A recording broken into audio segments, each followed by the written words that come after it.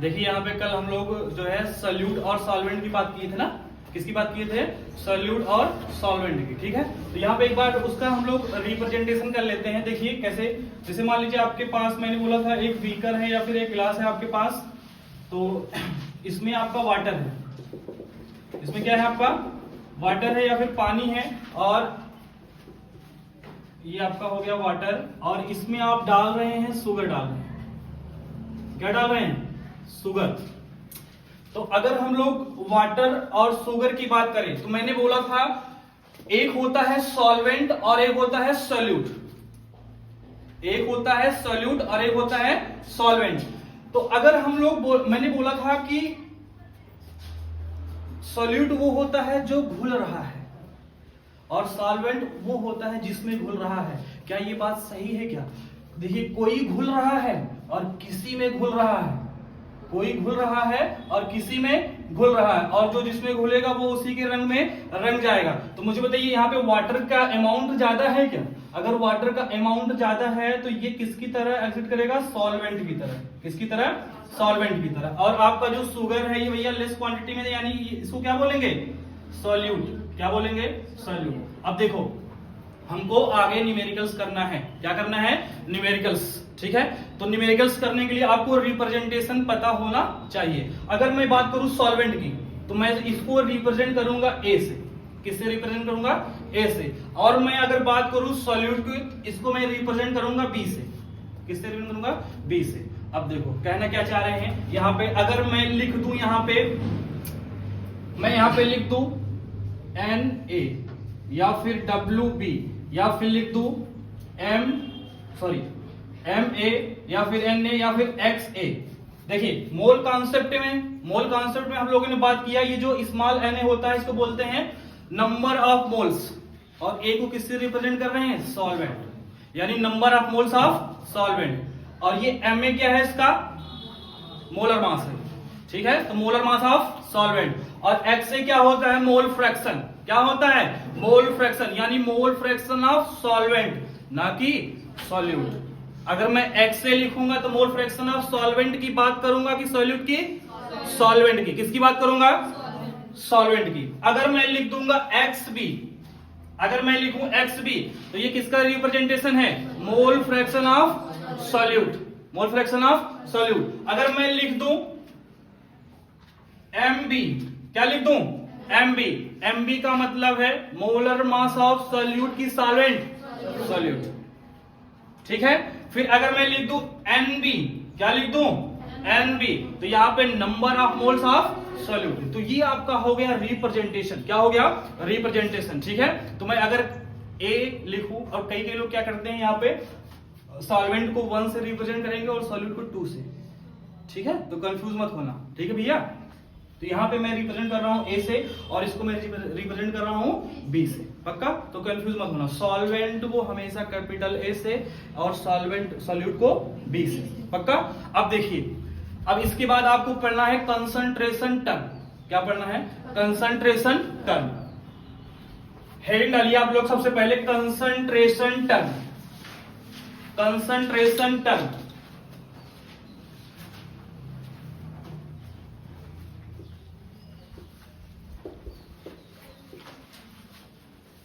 Concentration term डाल दीजिए। Concentration term, concentration term में सबसे पहले हम बात करेंगे मोलारिटी की। किसकी बात करेंगे?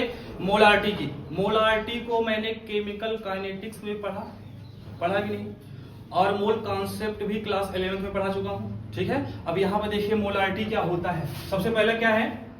मोलारिटी। सुनिए मेरी बात, आपको एक मिलेगा मोलारिटी और एक आपको मिलेगा मोलालिटी, तो वर्ड आपको क्लियर होना चाहिए। मोलारिटी को हम रिप्रेजेंट करेंगे कैपिटल M से। किससे रिप्रेजेंट करेंगे? कैपिटल M से। अगर आपसे कहा जाए कि मोलारिटी क्या होता है, सिंपल भाषा में अगर आपसे कहा जाए, भैया फार्मूला सब रट्टा मार लेते हैं, molarity is equal to number of moles of solute upon volume in litre. ठीक है, अगर आपसे कहा जाए कि मोलारिटी क्या है, मोलारिटी को कैसे डिफाइन करेंगे, तो मैंने आपको बताया है मोलारिटी इज डिफाइंड एज कि 1 लीटर में 1 लीटर में कितना सॉल्यूट का नंबर ऑफ मोल्स प्रेजेंट है, 1 लीटर सॉल्यूशन में कितना सॉल्यूट का मोल्स प्रेजेंट है, उसको आप क्या बोलेंगे, मोलारिटी, सिंपल भाषा में। ठीक है, 1 लीटर सॉल्यूशन में कितना सॉल्यूट का मोल्स प्रेजेंट है, उसको क्या बोलेंगे, मोलारिटी, सिंपल। अगर आपसे कोई पूछे एक सॉल्यूशन है जिसकी मोलारिटी है 1 मोलर, एक सॉल्यूशन है मैंने बोला कि मोलारिटी क्या है, 1 लीटर सॉल्यूशन में कितना सॉल्यूट का मोल प्रेजेंट है, वही उसकी क्या है, मोलारिटी। 1 लीटर में सॉल्यूट का जितना मोल्स प्रेजेंट है वही क्या है, उसकी मोलारिटी, क्या है, मोलारिटी है, पक्का। अब मेरी बात सुनिए, अगर आपसे कोई क्वेश्चन करे कि मोलारिटी, एक सॉल्यूशन है जिसकी मोलारिटी है 1 मोलर, तो आप सिंपल से बोलेंगे कि 1 लीटर में कितना नंबर ऑफ मोल्स प्रेजेंट है, 1। अगर आपसे कोई पूछे कि एक सॉल्यूशन है जिसकी मोलारिटी है 2, तो 1 लीटर में कितने नंबर ऑफ मोल प्रेजेंट है, 2। तो 1 लीटर सॉल्यूशन में कितने number of moles of solute present है, वही उसकी क्या है, मोलारिटी, पक्का। तो मोलारिटी का फॉर्मूला जो होता है वो होता है number of moles of solute upon volume of solution in litre. किस में लेते हैं, लीटर में। किस में लेते हैं, अच्छा मैं अगर सॉल्यूट की बात कर रहा हूं तो मैं क्या यहाँ पे NB लिखूंगा क्या, और यहाँ पे वॉल्यूम की बात कर रहा हूं तो वॉल्यूम किस में लूंगा, लीटर में। किस में लूंगा, लीटर में। अगर आपको बोलेगा ml में दिया है, मान लीजिए आपको वॉल्यूम किस में दिया है, ml में, तो यहाँ पे सिंपल में क्या करना है आपको, number of moles of solute क्या लिखेंगे, number of moles of solute upon volume in ml, और 1000 से क्या कर देंगे, मल्टीप्लाई कर देंगे। सुनिए, ये हो गया आपका नंबर ऑफ मोल्स। अब सुनिए, मोल कॉन्सेप्ट में मैंने आपको बताया था कि अगर आपको क्वेश्चन में नंबर ऑफ मोल्स दिया है तो सिंपल फार्मूला ये है, अगर आलू सॉल्यूट का वेट वगैरह दिया है, सॉल्यूट का क्या दिया है, वेट वगैरह दिया, तो कैसे निकालेंगे, स्मॉल n इक्वल टू क्या होता है, given mass upon molar mass या मॉलिक्यूलर मास या फिर molecular weight. Small n equal to क्या होता है बताइए, given mass upon molecular mass या फिर मॉलिक्यूलर वेट। तो यहां पे मैं क्या लिख दूंगा, WB, और यहां पे क्या लिखूंगा, MB, यानी गिवन मास ऑफ सॉल्यूट और मॉलिक्यूलर मास ऑफ सॉल्यूट, और यहां पे क्या लिख देंगे, वॉल्यूम इन ml। अगर लीटर में पूछेगा तो लीटर में 1000 मल्टीप्लाई नहीं करेंगे, अगर ml में दिया है तो 1000 से क्या करना पड़ेगा, मल्टीप्लाई करना पड़ेगा। करेगा, पड़ेगा कि नहीं पड़ेगा, ठीक है। तो अगर आपको दिया है molarity equal to number of moles, अब ये ml में दिया है, फिर अगर आपको given mass upon molecular mass दिया है तो ऐसा करेंगे। अब सुनिए, मोलारिटी क्या एक कंसंट्रेशन यूनिट है क्या, एक कंसंट्रेशन टर्म है क्या, मतलब कंसंट्रेशन को बताने की यूनिट, मतलब कंसंट्रेशन को बताने की यूनिट। अब आपको एक टर्म मिलेगा मोलारिटी, कोई क्वेश्चन करे आपसे कि मोलारिटी जो होती है वो टेम्परेचर डिपेंडेंट होती है कि टेम्परेचर इंडिपेंडेंट होती है। तो सिंपल भाषा में, आप सिंपल भाषा में केवल एक पॉइंट याद रखेंगे कि अगर किसी भी सॉल्यूशन में वॉल्यूम टर्म इन्वॉल्व हो रहा है, कौन सा टर्म इन्वॉल्व हो रहा है, वॉल्यूम टर्म इन्वॉल्व हो रहा है, तो वो होती है टेम्परेचर डिपेंडेंट। क्या होती है, टेम्परेचर डिपेंडेंट। कहने का मतलब है कि अगर आपके पास कोई सॉल्यूशन है, मैंने बोला कि अगर आपके किसी सॉल्यूशन में वॉल्यूम टर्म आ जाए, वॉल्यूम टर्म का इन्वॉल्वमेंट हो, तो वो हमेशा क्या है, टेम्परेचर डिपेंडेंट। कहने का मतलब है कि अगर कोई सॉल्यूशन है उसकी मोलारिटी है 2 मोलर या फिर 1 मोलर, ठीक है, अगर कोई सॉल्यूशन है उसकी मोलारिटी है 2 मोलर, तो वो एक पर्टिकुलर टेम्परेचर पर डिफाइंड है। किस पर डिफाइंड है, एक पर्टिकुलर टेम्परेचर पर डिफाइंड है। कहने का मतलब है अगर आप टेम्परेचर को बढ़ाओगे, मैंने बोला कि अगर किसी सॉल्यूशन की मोलारिटी है 2 मोलर, तो वो एक पर्टिकुलर टेम्परेचर पर डिफाइंड है, एक पर्टिकुलर टेम्परेचर पर डिफाइंड है। कहने का मतलब है अगर आप टेम्परेचर बढ़ाएंगे तो क्या जो वॉल्यूम होगा वो बढ़ेगा क्या, उसमें चेंज आएगा क्या, अगर वॉल्यूम में चेंज आएगा तो उसकी मोलारिटी में भी चेंज आएगा क्या, यानी मोलारिटी टेम्परेचर डिपेंडेंट है कि इंडिपेंडेंट, डिपेंडेंट, यानी वो पर्टिकुलर टेम्परेचर पर डिफाइंड है। पक्का, ठीक है। तो आप एक पॉइंट याद रखेंगे, अगर टर्म इन्वॉल्व हो रहा है वॉल्यूम का, किसका टर्म इन्वॉल्व हो रहा है, वॉल्यूम का, तो आप बोलेंगे कि वो टेम्परेचर डिपेंडेंट है। क्यों, क्योंकि अगर आप टेम्परेचर बढ़ाए तो वॉल्यूम भी क्या होगा, चेंज होगा। वॉल्यूम क्या होगा, चेंज होगा। अगर वॉल्यूम चेंज होगा तो उसकी मोलारिटी भी क्या होगी, चेंज होगी। यानी मोलारिटी क्या है, कैसा है, टेम्परेचर डिपेंडेंट। कैसा है, टेम्परेचर डिपेंडेंट। क्लियर हुआ। अब सुनिए यहां पे एक पॉइंट और, अगर आपसे पूछे मोलारिटी की यूनिट क्या होती है, अगर आपसे कोई पूछे मोलारिटी की यूनिट क्या होती है, तो यहां पे बताइए मोलारिटी इज इक्वल टू क्या है, number of moles of solute upon volume of solution in litre. तो यहाँ पे मोल्स का क्या जाएगा, मोल, और इसका क्या जाएगा, लीटर। तो क्या हो जाएगा, मोल पर लीटर, या फिर इसी को लिख सकते हैं मोलारिटी। और ये मैं केमिकल काइनेटिक्स में जब रेट ऑफ रिएक्शन का यूनिट बता रहा था तब वहां पे मैंने इसको डिस्कस किया था नहीं किया था। तो ये टर्म एक बार 11th में भी आ चुका है, एक बार यहाँ पे भी आ चुका है, एक बार वहां पे भी। ठीक है, तो आपको इसका यूनिट भी पता होना चाहिए। और एक पॉइंट याद रखना कि अगर वॉल्यूम टर्म, अगर किसी भी कंसंट्रेशन टर्म में, किसी भी कंसंट्रेशन यूनिट में अगर वॉल्यूम टर्म का इन्वॉल्वमेंट है तो वो टेम्परेचर डिपेंड है, यानी वो पर्टिकुलर टेम्परेचर पर डिफाइंड है। अगर आप उसमें टेम्परेचर चेंज करोगे, बढ़ाओगे, तो उसमें उसका वॉल्यूम भी क्या होगा, चेंज होगा। अगर उसका वॉल्यूम चेंज होगा, तो उसकी मोलारिटी भी क्या होगी, पक्का। क्लियर हुआ? अब सुनो, हेड डालो मोलारिटी कैपिटल एम, हेड डालिए मोलारिटी कैपिटल एम।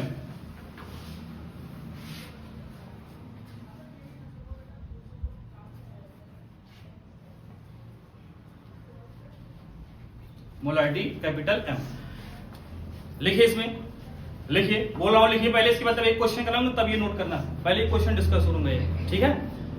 इसमें आप पहले लिखिए, इसका डेफिनेशन लिखिए, the number of moles of solute, the number of moles of solute,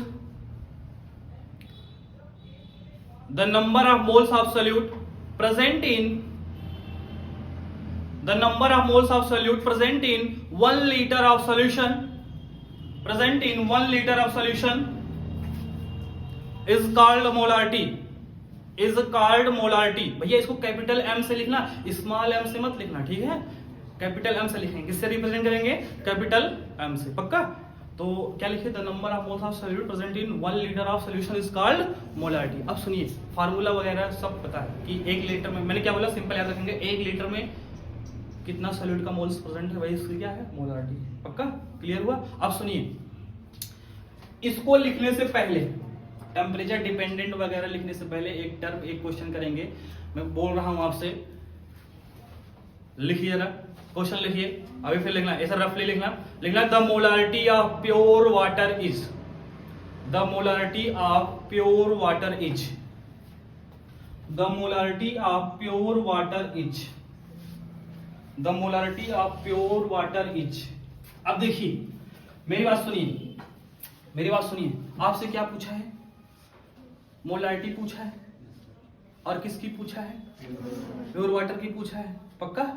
तो वाटर का, अब मुझे बताइए, मोलारिटी का तो आपके पास यही फार्मूला है, यही कॉन्सेप्ट लगेगा, जाहिर सी बात है। तो मुझे बताइए, अगर आपके पास मोलारिटी पूछा है तो आपको ये कुछ गिवन है क्या, इसमें, इस क्वेश्चन में कुछ भी गिवन है क्या, नहीं पता मुझे, पता है क्या, नहीं पता। लेकिन आपको वाटर का मॉलिक्यूलर मास पता है क्या, कितना होता है, वाटर का मॉलिक्यूलर मास कितना होता है,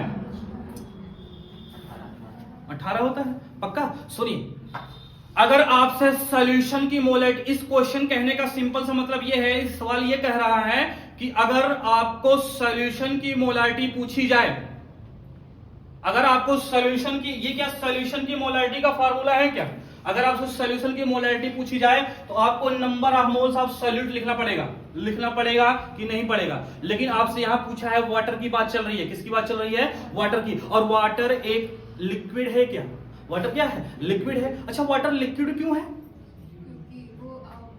वाटर लिक्विड क्यों है, क्योंकि उसमें हाइड्रोजन बॉन्डिंग पाई जाती है। क्या पाई जाती है, हाइड्रोजन बॉन्डिंग। अगर आपसे कोई क्वेश्चन करे, वाटर जो है वो लिक्विड फेज में क्यों एग्जिट करता है, तो आप बोलेंगे वाटर में हाइड्रोजन बॉन्डिंग पाई जाती है। तो यहां पे देखिए, मैंने बोला कि अगर आपको, वाटर एक लिक्विड है, अगर आपसे सॉल्यूशन की मोलारिटी पूछेगा तो आपको ये कॉन्सेप्ट लगाना पड़ेगा। लेकिन वाटर एक लिक्विड है क्या, तो अगर आपको सॉल्यूशन की मोलारिटी पूछा जाए तो आप number of moles of solute लिखेंगे।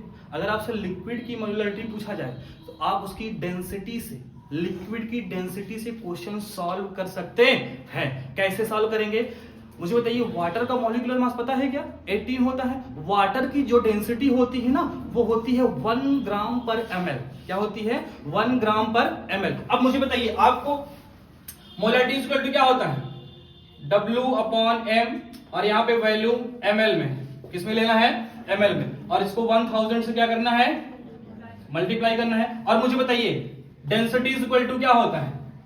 डेंसिटी इज इक्वल टू क्या होता है? मास बाई वॉल्यूम होता है कि नहीं होता है? इसको आप क्या लिख सकते हो? इसको डेंसिटी लिख सकते हो क्या? क्या लिख सकते हैं? इसको डेंसिटी लिख सकते हैं। और ये आपका क्या हो जाएगा? Molecular mass. क्या हो जाएगा? Molecular mass. अब मुझे बताइए, मैंने बोला आपसे कि जो डेंसिटी है वो होती है वाटर की, वो क्या होती है? 1 ग्राम पर ml। वाटर की डेंसिटी क्या होती है? 1 ग्राम पर ml। और जो वाटर का मास होता है वो कितना होता है? 80। और जो 1000 लिख लिए। अब इसको सॉल्व कर लो, इसको सॉल्व करिए, देखिए क्या आंसर आता है? 55.5 आएगा। सॉल्व करिए, देखिए 55.5 आ रहा है क्या? अब सुनिए, मैंने बोला एक क्वेश्चन ध्यान सुनना भैया, पूछा है the molarity of pure water. आपको कुछ गिवन डाटा नहीं पता है और वाटर आपको पता है वाटर लिक्विड होता है। तो अगर आपको मोलारिटी सॉल्यूशन की पूछा जाए तो आपको number of moles of solute लिखना पड़ेगा। लेकिन अगर आपसे पूछा जाए कि वाटर की डेंसिटी से आप लिक्विड निकाल सकते, मतलब मोलारिटी निकाल सकते हैं क्या? मतलब अगर आपको वाटर की डेंसिटी पता है और डेंसिटी इज इक्वल टू क्या होता है? Mass by volume. क्या होता है? Mass by volume. तो क्या इसको हम इतनी टर्म को क्या हम डेंसिटी लिख सकते हैं क्या? क्योंकि मास, ये भी क्या मास बाई वॉल्यूम, और ये क्या है? Molar mass. पक्का? तो वाटर की डेंसिटी क्या होती है ग्राम पर ml में? 1 ग्राम। कितनी होती है? 1 ग्राम। और आपको वाटर का मॉलिक्यूलर मास भी पता है क्या? वाटर का मॉलिक्यूलर ऑक्सीजन का कितना होता है? 16। और एक हाइड्रोजन का मास 1, तो 2 हाइड्रोजन का 2। 16 और 2 कितना हो जाएगा? 18। पक्का?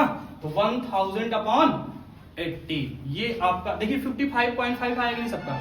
आया कि नहीं आया? समझ में आया? तो अगर आपको लिक्विड की डेंसिटी पूछा जाए, देखो फार्मूला में मैंने बार बार, देखो अगर 50 फार्मूला बनाऊंगा तो 50 फार्मूला बन जाएगा, ठीक है? लेकिन आपको ये कॉन्सेप्ट क्लियर होना चाहिए कि मोलारिटी, अगर आपसे लिक्विड की डेंसिटी पूछा है तो डेंसिटी इज इक्वल टू आपको पता होना चाहिए कि मास बाई वॉल्यूम होता है। पक्का?